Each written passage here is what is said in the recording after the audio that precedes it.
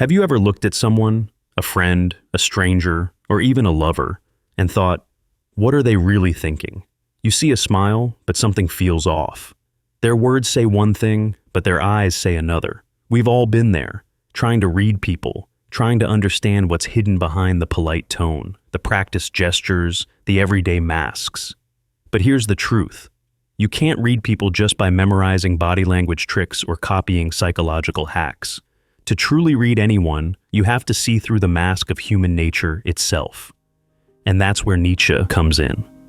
Part 1. Friedrich Nietzsche, one of the most provocative philosophers in history, once said, "Every deep thinker is more afraid of being understood than of being misunderstood." What did he mean by that? He meant that most people don't want to be seen completely. We wear masks, layers of identity, morality, and self-image, not because we're liars, but because we're human. We protect ourselves behind what we show the world. And Nietzsche's philosophy gives us the tools to see beneath that. To read people, you have to understand what drives them, not what they say, but what they want. Because, as Nietzsche taught, human beings are not creatures of reason. We are creatures of desire, of power, of instinct. We don't move because of logic. We move because something inside us wants to feel strong, seen, and safe. That is the essence of what Nietzsche called the will to power, the invisible force behind every word, every choice, every emotion. When someone tries to dominate a conversation, when someone avoids eye contact, when someone flatters you too easily, they're not just acting randomly. They're revealing their internal struggle between power and vulnerability. If you want to read anyone instantly, you must begin here. Look past the surface. Ask, what are they trying to control? What are they afraid to lose? That question reveals more than any facial expression chart ever could. In this video, we'll explore how to read people on a deeper level, not through cheap mind tricks, but through philosophy and psychology. We'll dive into Nietzsche's ideas, connect them to Carl Jung's shadow, Freud's instincts, and Machiavelli's realism. You'll learn how to see what others miss, how to recognize patterns of insecurity, confidence, power, and desire in everyone you meet. Because once you understand what truly moves people, you stop being fooled by appearances. You start to see human behavior as it really is, raw, complex, and beautifully flawed. Nietzsche once said, "We are unknown to ourselves, we men of knowledge, and with good reason. We have never looked for ourselves." If most people don't even understand themselves, imagine what it means to be someone who can. By the end of this video, you'll see the world differently. Not through the eyes of judgment, but through the eyes of awareness. You'll begin to recognize truth not by what's said, but by what's felt. Because every action, every glance, every silence is a clue. Part 2. Before you can read anyone, you must first understand why people are the way they are. Because what you're really trying to read is not the person, it's human nature itself, expressed through them. Every human being you meet is a collection of desires, fears, and instincts, wrapped in a story they tell themselves. They say they want peace, but they secretly crave control. They say they seek truth, but they really seek comfort. They say they act out of kindness, but often it's validation they're after. This doesn't make people bad, it just makes them human. Nietzsche understood this better than most. He saw beneath the surface of morality, culture, and words. He believed that human beings are not guided by truth or logic, but by a deep primal force he called the will to power. If you like this content, hit the like and subscribe button. We really appreciate your support. The will to power isn't about dominating others, not necessarily. It's about the drive to expand, to express, to become. Everything alive, Nietzsche said, wants to assert itself, to feel capable, to grow stronger, to leave a mark on the world. When you understand this, people start to make sense. The quiet student who competes silently in their grades is expressing the will to power. The boss who controls every detail expresses it through dominance. The artist, through creation. The friend who constantly seeks approval, through validation. Each action, no matter how small, is a reflection of that inner drive. So, if you want to read anyone instantly, don't ask, what are they doing? Ask instead, what do they need to feel powerful right now? That one question changes everything. This idea wasn't Nietzsche's alone. It built on what Arthur Schopenhauer believed, that people are driven not by reason, but by a beingness endless will. Schopenhauer called life a pendulum between pain and boredom. He believed we act to escape suffering, only to fall into restlessness again. Nietzsche took that insight and gave it new life. He saw the human being not as a victim of desire, but as a creator shaped by it. He said that our instincts, our jealousy, ambition, anger, curiosity, are not things to be denied. They are the truth of who we are. If you want to read people, learn to watch how they channel their instincts. Everyone does it differently. Some hide it behind politeness, some display it through arrogance, some channel it into achievement, others into gossip. But behind it all, there's always movement, a motion toward feeling alive. That's why Nietzsche often warned about people who suppress their desires too much. He said repression makes people unreal. They begin to act moral, selfless, or righteous.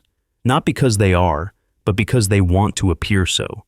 They're trying to prove control, to convince themselves they've conquered the chaos within. And when you meet someone like that, someone too perfect, too pure, too polite, Nietzsche would tell you, look deeper. Because beneath perfection, there's always pressure, and pressure always leaks somewhere. You'll notice it in subtle ways, their tone, their forced smiles, their defensiveness. Reading people is about noticing those leaks, where the mask doesn't quite fit the face. So, how do you actually apply this? You start by shifting your focus. When you observe someone, don't just listen to what they say. Watch where they seek control. Do they try to steer the conversation? Do they need to be right? Do they crave attention? Do they avoid confrontation at all costs? Each of those patterns reveals the same thing, what their will to power is trying to protect. For example, if someone interrupts often, it's not because they're rude, it's because they fear being invisible. If someone brags, they crave acknowledgement. If someone stays silent but observant, they seek mastery through understanding. If someone criticizes others often, they're guarding a fragile ego. Nietzsche would call this psychological interpretation, the art of reading the motive behind the motion. To him, even morality itself was just another expression of power. When people say, "I'm right and you're wrong," they're not serving truth. They're serving their need to feel superior. When someone plays the victim, they're still playing for power, through sympathy. Every role in the social play, the hero, the rebel, the saint, the victim, is a different way of saying the same thing. I want to matter. And that's the first law of reading people. Everyone, no matter how quiet or confident, is acting from that desire. When you see that clearly, judgment disappears. You stop asking good or bad and start asking what's driving them. This awareness turns you into an observer of truth. When you meet someone, you'll feel less fooled by appearances. You'll begin to notice small shifts, the way someone changes tone when power is threatened, or how their face relaxes when they feel safe. You'll see that the world is a theater, and everyone is both actor and audience.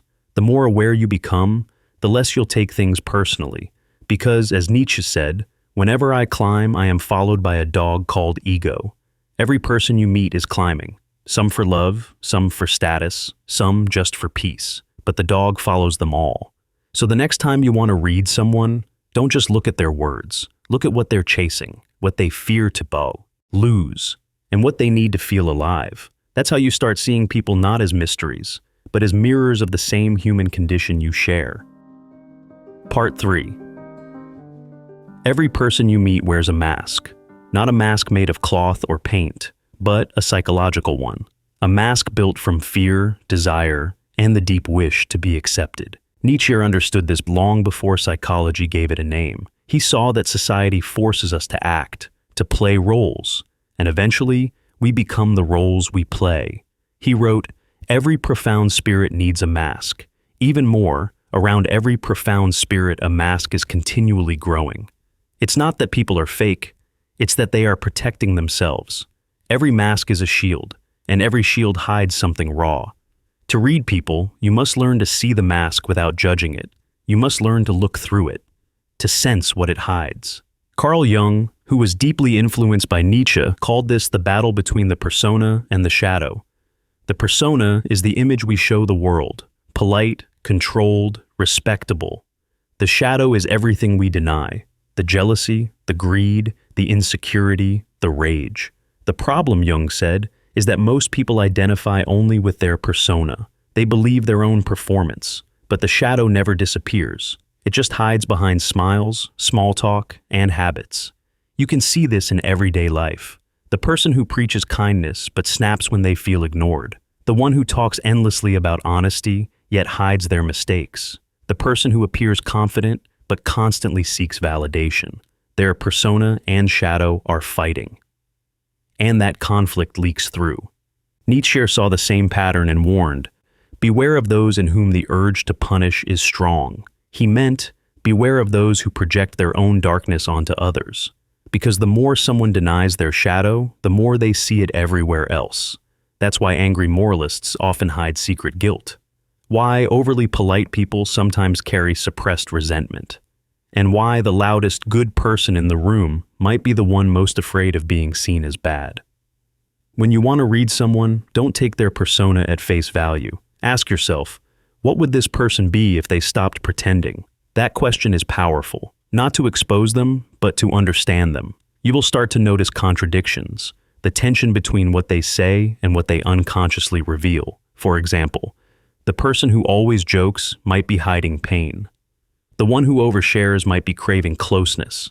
The one who avoids eye contact might not be shy, they might be calculating. The one who constantly agrees might fear conflict more than truth. Every contradiction is a glimpse of what's behind the mask. Nietzsche once wrote, "One loves ultimately one's desires, not the thing desired." Meaning, we love the idea of who we are trying to be, not necessarily who we are. And so people wear masks to maintain that idea, to keep their narrative intact. Understanding that will make you far better at reading others, because you will stop believing in their performances. You'll see that everyone, even the confident, even the spiritual, even the kind, is performing for someone, even if it's themselves. Why masks are not lies? They're survival tools. They protect people from being overwhelmed by the chaos of their own feelings. Without them, society would collapse into raw instinct and emotion. Nietzsche didn't despise masks. He respected them. He believed that even deception can be creative. He said, "We have art so that we shall not die of the truth." Sometimes people must lie a little, to keep living, to keep dreaming. The trick is not to reject the mask, but to see what truth it's hiding. That's why reading people isn't about exposing hypocrisy. It's about seeing humanity through illusion. How to read the mask in real life. Here's how this understanding translates into everyday observation. 1. Listen to inconsistencies. When someone's words and actions don't align, don't confront, observe. Contradictions are emotional fingerprints. They show where the mask slips. 2.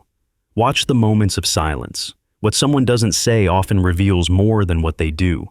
Silence can mean fear, guilt, or reflection. The body fills in the blanks. A sigh, a glance, a tightening jaw. 3. Look at how they treat the powerless. The truest part of a person appears when they believe no one important is watching. Nietzsche would say, watch how they treat those they don't need. 4. Notice emotional exaggerations. When emotions seem too large or too small, that's often compensation. Overconfidence hides insecurity. Overkindness hides guilt. 5. Feel their energy, not just their behavior. Reading people isn't only intellectual, it's intuitive. If someone drains your energy or fills you with tension, your body might be sensing their mask. But here's the challenge. Once you start seeing through masks, the world can feel heavy. You'll realize that authenticity is rare, that most people are afraid to be seen. It can make you cynical, unless you remember Nietzsche's deeper message. Understanding people doesn't mean judging them. He said, "He who fights with monsters should look to it that he himself does not become a monster." When you see people's pretenses, don't lose compassion. Remember, every mask hides the same fragile need: to belong, to be loved, to feel strong.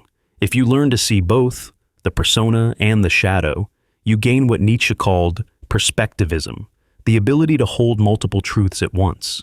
You stop seeing people as good or bad. You start seeing them as complex, a mix of light and darkness, just like yourself. That's when you can truly read anyone, not as a detective, but as a philosopher.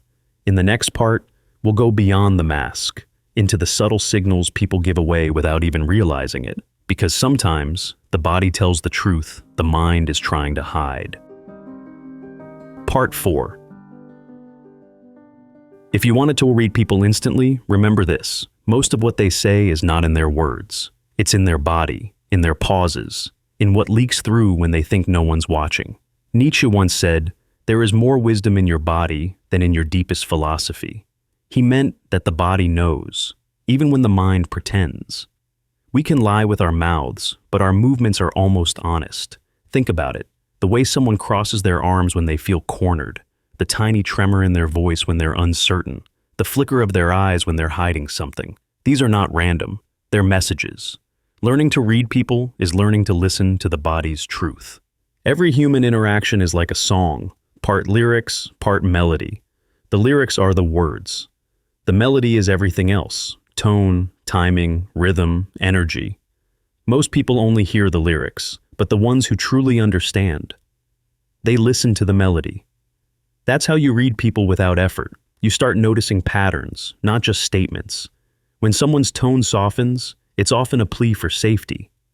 When their pace quickens, it's anxiety or excitement. When they speak too carefully, it's control, a desire not to be exposed. Nietzsche's insight helps here. He saw truth as something not spoken, but embodied. He said, "All credibility, all good conscience, all evidence of truth comes only from the senses." So, when you want to know if someone's telling the truth, don't analyze, observe. Their body knows before their words do. They say the eyes are the windows to the soul. Nietzsche would have called them the betrayers of the soul, because while people can train their face to smile, the eyes remain untamed. Watch for micro movements. When someone feels threatened, their pupils shrink. When they feel desire or excitement, they widen. When they lie, the eyes often flick to the side, as if escaping the weight of the moment. But more important than the direction is the timing. When emotion and expression don't match, that's where the truth hides. For example, if someone laughs but their eyes don't narrow with joy, the laughter is polite, not real. If someone says they're fine but avoids eye contact, they're protecting themselves. You don't need to catch lies. You just need to notice tension. Tension always means something's being suppressed.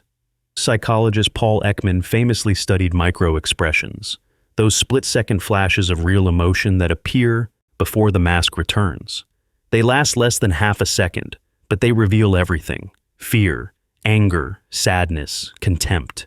Nietzsche would have loved Ekman's work because it proves something he always believed, that the truth of a person is instinctive, not logical, that no matter how civilized we act, we remain creatures of impulse. Watch closely in conversation. When someone's trying to hide disappointment, their eyebrows might twitch downward before they smile. When they fake a compliment, the corners of their mouth move, but their eyes don't. When they feel contempt, one side of their lip lifts ever so slightly. These are cracks in the performance, moments where the mask slips and the real person peeks through. Nietzsche once said, "Those who were seen dancing were thought to be insane by those who could not hear the music." In communication, silence is that hidden music. It's not absence, it's revelation. When someone pauses before answering, they're not just thinking, they're deciding what not to say. When they cut their own sentences short, it means fear or uncertainty. When they go quiet after hearing something true, it often means you've touched a nerve. In silence, emotions surface. If you can stay still long enough to feel it, you'll learn more than hours of talking could ever tell you. That's why the best observers are calm. They don't rush to fill silence. They let it stretch, because silence pulls truth upward. There's a kind of reading that goes beyond sight. It's feeling. Nietzsche believed that sensitivity, real sensitivity, was a form of intelligence. He said, "The higher man is distinguished from the lower by his fearlessness in facing the true." When you sense people's energy, you're facing truth, not just what's visible, but what's vibrating beneath it. Notice how a room changes when someone angry walks in, or how you relax near someone genuine, even without words. That's not mysticism. That's intuition picking up on subtle cues. Breathing rhythm, body tension, facial micro movements. Posture also reveals the story. Shoulders pulled back equal confidence or defiance. Shoulders slumped equal defeat or humility. Leaning in equal interest. Leaning away equal defense. Fidgeting equals suppressed emotion. Every posture tells you how someone feels in that moment. And if you combine that with what you know from their words, you will see not just who they are, but who they are becoming. How to train the art of observation. 1. Slow down. The faster you judge, the less you see. Nietzsche said, "All truly great thoughts are conceived while walking." Observation requires space, not reaction. 2. Stay neutral. Don't jump to conclusions. When you label too fast, liar, arrogant, shy, you stop seeing. Watch like an artist, not a detective. 3. Mirror subtly. Mirror their posture or tone, not to manipulate, but to sync. People reveal more when they feel seen. 4. Focus on the feeling. Ask yourself, how do I feel around this person? Your emotion is feedback. It reflects their energy. 5. Observe patterns over time. One gesture can mislead you. A pattern cannot.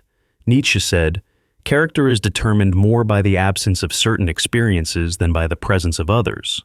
In other words, people reveal themselves in what they consistently avoid. If you think this content is really helpful, hit the like and subscribe button. We really appreciate your support. When you learn to read without words, you begin to see what most people never notice. You see the small tremors beneath control, the emotions behind arguments, the truth hiding in laughter. But be warned, this power changes you. You'll no longer be easily fooled, but you'll also lose the comfort of ignorance. You'll begin to sense deception in kindness, fear behind confidence, sadness in joy. And yet, that's the price of awareness. Because to see others clearly, you must be willing to see yourself the some way. In the next part, we'll go deeper into the motives, desires, and hidden power games that drive human behavior. Because once you understand why people act, you'll be able to see not just who they are, but what they truly want.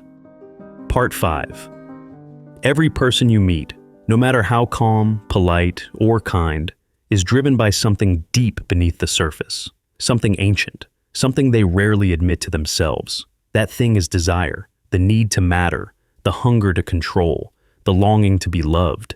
You can't read people unless you understand that every thought, every gesture, every decision is a translation of desire. Nietzsche called it the will to power. Freud called it the drive. Machiavelli called it interest. Different names, same truth. Beneath all appearances, human beings act not out of morality, but out of motivation. Nietzsche's will to power is often misunderstood. It isn't about dominating others. It's about asserting one's being, one's presence, one's strength. He believed that life itself is not about survival. It's about expansion. Plants grow toward the light. Animals fight for territory. Humans build empires, chase fame, seek validation, all to feel alive through influence. That's why people crave attention on social media. Why someone gets angry when ignored. Why even the most humble person secretly wants to be admired for their humility. Everything, Nietzsche said, is an expression of the will to power, even weakness. When someone plays the victim, they're still trying to control others, but through guilt instead of strength. When someone avoids conflict, they're controlling peace through compliance. This is the uncomfortable truth. Power doesn't always look like domination. Sometimes it looks like vulnerability. Freud, who came after Nietzsche, expanded this idea. He said every action hides a drive, a mixture of desire and fear. We are pulled toward pleasure and pushed away from pain. So, when you observe someone, don't just ask, what do they want? Ask also, what are they afraid of losing? Fear is the shadow of desire. Every ambition hides anxiety. Every smile hides insecurity. The overachiever fears failure. The flirt fears rejection. The perfectionist fears shame. The cynic fears disappointment. Freud believed that much of what we call personality is just defense, ways to protect the ego from pain. Nietzsche would agree. He said, "Man is something that shall be overcome," meaning our behaviors are bridges, not destinations. They show where the soul is still fighting itself. When you watch people, try to sense what pain they are protecting, because that's where truth lives, not in their confidence, but in their fear. Now, let's add Machiavelli to the mix. He saw the world with clear, cold eyes. He said people will always choose their own interest, even when they disguise it as virtue. Nietzsche admired this honesty. Both believed that moral appearances, kindness, loyalty, justice, often hide a power strategy beneath. Watch closely. When someone does a good deed, ask, who benefits? Sometimes it's genuine, but sometimes goodness is a form of leverage. Machiavelli wrote, "Men in general judge more by the eye than by the hand, for everyone can see, few can feel." He meant, people care more about how things look than how they truly are. That's why image rules the world, and why reading people requires seeing beyond image. When someone flatters you, they may be trying to influence. When they share a secret, they may be buying trust. When they show humility, they may be securing safety. This doesn't mean you should become paranoid. It means you should see the game for what it is. Nietzsche would call this becoming awake, seeing through illusion without bitterness. Because the moment you realize everyone is playing a role, you stop taking it personally. So how do you uncover someone's hidden motivation? Simple. Follow their desire. Desire is a compass. It always points toward what they think will complete them. Watch what people talk about the most. Watch what they defend the hardest. Watch what they envy in others. If someone talks constantly about freedom, they feel trapped. If they preach humility, they secretly crave recognition. If they value loyalty above all, they've probably been betrayed. If they chase money, they're chasing safety. If they chase beauty, they're chasing acceptance. Nietzsche once said, "He who despises himself still respects himself as one who despises," meaning, even self-hatred is a form of power. It keeps the ego alive by turning pain into identity. So when someone says, "I'm worthless," what they really mean is, "I still want to matter, but I've lost hope." When you listen deeply, you'll realize people's words are symptoms, desire is the disease, and power is the cure they keep chasing. How to use this understanding? 1. Observe where energy flows. People invest time and emotion in what they secretly worship. Follow the emotion, not the explanation. 2. Don't be fooled by moral language. "I just want to help. I did it for love. I care about justice." These may be true, but often they're masks for the will to power. 3. Notice reactions to loss. How someone behaves when they lose, not win, reveals their true values. Nietzsche said, "A man's worth is determined by how much truth he can tolerate." 4. Watch how people handle power. Give someone a little control, attention, praise, status, and you'll see their real character. Power doesn't change people, it reveals them. 5. Stay detached. To read people clearly, you must step out of the game. The moment you seek control, you become a player, not an observer. The truth is, no one escapes the will to power, not even you. When you learn to read people, you'll begin to see it everywhere, in ambition, in romance, in kindness. But you'll also realize everyone is doing their best with the power they have. Nietzsche believed that awareness of this struggle can make us more compassionate, because when you truly understand the desires behind people's actions, you stop hating them, you start seeing them. You'll see that every person is just trying to rise above the weight of their own fear. And maybe, so are you. In the final part, we'll bring everything together, the masks, the motives, the body, and the will, into one truth. To read others clearly, you must first see yourself clearly. Part 6. You've now learned how to read people, through their body, their words, their fears, and their desires. But there's one last truth, and without it, everything else becomes manipulation. To read anyone instantly, you must learn to see, without judging. Every person you observe reflects something inside you. The traits that irritate you reveal what you've disowned in yourself. The people you admire reveal what you secretly wish to embody. Nietzsche said, "When you gaze long into the abyss also gazes into you." He wasn't warning you to avoid darkness. He was reminding you that perception changes the perceiver. When you study people's motives too deeply, you'll start noticing your own. When you recognize someone's hidden pride, you'll confront your own need for validation. When you see someone's fear of rejection, you'll remember the times you feared the same. Reading others is never just about them. It's a mirror for you. Because what you see is filtered through your own consciousness, your wounds, your assumptions, your story. That's why true insight requires detachment. To see others clearly, you must quiet the noise inside your own mind. Nietzsche's great lesson wasn't cynicism. It was freedom from moral blindness. He wanted you to see beyond good and evil, beyond the illusion of simple categories. Most people judge instantly. He's arrogant. She's fake. They're selfish. But Nietzsche would say, that judgment only shows how little you've understood. Arrogance might be insecurity in disguise. Fakeness might be fear of being rejected. Selfishness might be a survival mechanism learned long ago. To read anyone instantly, don't rush to classify them. Instead, feel what drives them. Ask, what need is this behavior trying to meet? When you remove judgment, something magical happens. People reveal themselves. They relax. They unfold. They show truth without realizing it. Because everyone is hiding, waiting for a space safe enough to be seen. If you can become that space, calm, curious, unthreatened, you will read people effortlessly, not through analysis, but through presence. Imagine a lake at dawn. When the water is disturbed, it can't reflect the mountain, but when it's still, it mirrors everything perfectly. Your mind works the same way.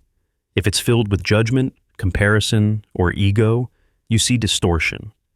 If it's quiet, you see truth. That's why Nietzsche said, there is more wisdom in your body than in your deepest philosophy. Because intuition, when freed from bias, is lightning fast. You don't need hours to analyze someone. You can sense their energy in seconds, their tension, their intent, their honesty. This is not magic. It's what happens when your mind is clear enough to see what's already there. The art of reading people isn't about power. It's about understanding. It's about seeing others as living stories, not characters in your script. When you truly see someone, without trying to fix, control, or label them, you give them something rare, freedom. And in that moment, something happens. The walls between you and them dissolve. Perception turns into connection. That's what Nietzsche, Freud, and every thinker ultimately sought, a deeper honesty with life itself. To read people, you must see their masks. To understand them, you must see their motives. But to love them, you must see through both. Because beyond every mask, every defense, every ambition, there's the same fragile flame, the will to exist, to matter, to be seen. So the next time you meet someone, don't rush to analyze or judge. Just observe, feel, listen, because the more you understand others, the more you'll understand yourself. And that is how you truly read anyone. If this video expanded your mind, subscribe for more philosophical psychology, where we explore the unseen patterns behind human behavior and the art of truly seeing. If this video helped you see people a little clearer, give it a like. It really supports the channel. And if you love exploring the mind and human nature, make sure to subscribe and hit the bell so you don't miss what's coming next.